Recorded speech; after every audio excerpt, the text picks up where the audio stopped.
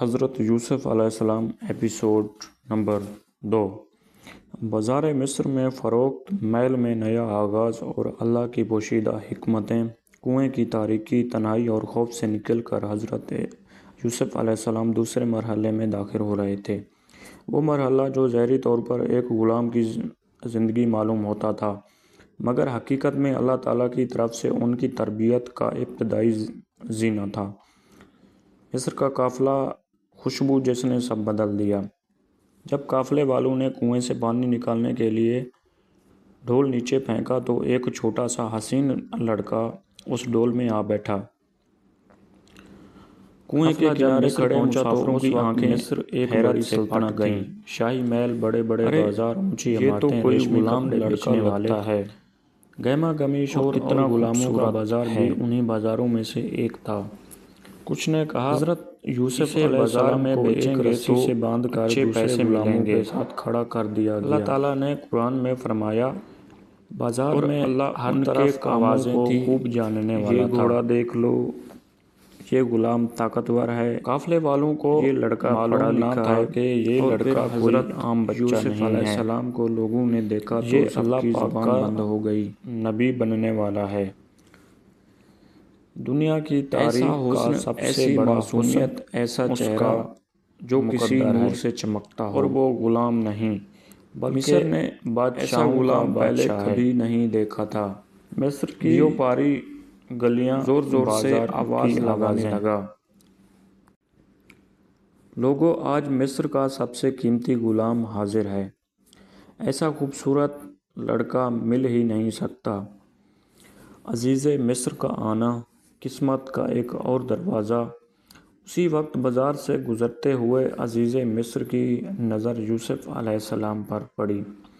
عزیز مصر اس وقت تخت شاہی کا بہت بڑا عہدیدار تھا۔ دولت، طاقت اور اثر و رسوخ سب اس کے پاس تھا۔ وہ ٹھہر گیا۔ اسے صرف لڑکے کا حسن نہیں، اس کی معصومیت اور وقار بھی کھینچ لایا۔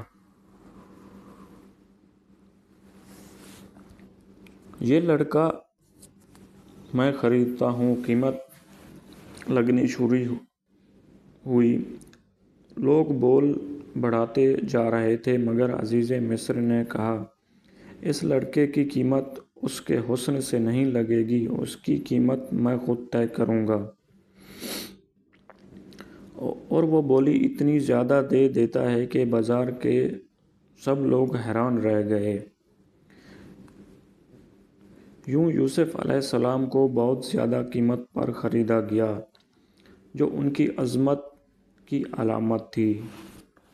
غلاموں کے بازار سے محل کا سفر، کنویں کی تاریکی سے شاہی دروازوں تک، یہ سب اللہ کی تقدیر کا حصہ تھا۔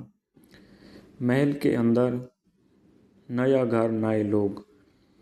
عزیز مصر کی بیوی نے یوسف علیہ السلام کو پہلی نظر میں دیکھا تو حیرت زدہ رہ گئی۔ وہ بولی، یہ بچہ غلام نہیں لگتا، یہ تو فرشتوں کی طرح چہرہ رکھتا ہے۔ عزیز مصر نے کہا، خوب خیال رکھنا اس کا، ممکن ہے یہ ہمارے لیے باعث خیر ہو، یا ہم اسے بیٹا بنا لیں۔ یہ بات سن کر حضرت یوسف علیہ السلام کے دل میں عجیب سا سکون اتر آیا۔ کنویں کی تنہائی کے بعد یہ الفاظ رحمت کی طرح تھے۔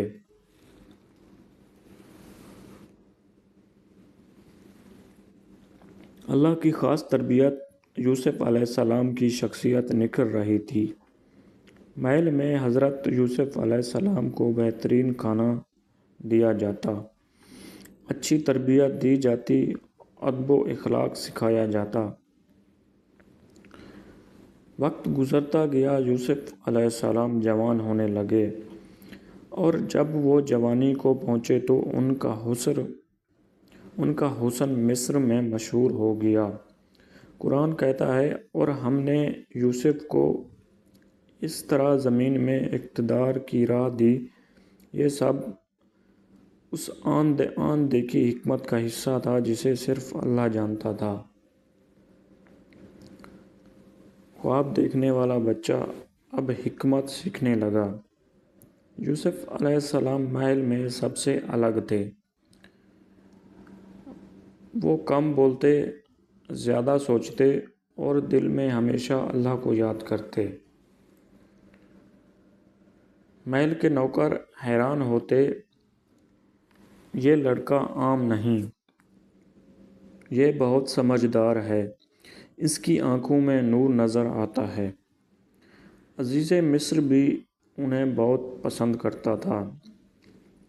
وقت گزرنے کے ساتھ یوسف علیہ السلام محل کے ہر کام میں عقل اور سمجھداری سے فیصلہ دیتے۔ حتیٰ کہ عزیز مصر نے کسی مجلس میں کہا، یہ لڑکا میرا سب سے قابل ترین مددگار ہے، میں اسے اپنے نزدیک رکھوں گا۔ عورتوں کے فتنوں کی ابتدا، آزمائش کا ایک نیا مرحلہ۔ یوسف علیہ السلام کی جوانی کا حسن بے مثال تھا۔ وہ اتنے خوبصورت تھے کہ محل کی عورتیں بھی ان کی طرف دیکھ کر حیران رہ جاتیں۔ ان کا حسن اللہ کی طرف سے ایک امتحان بھی تھا۔ عزیز مصر کی بیوی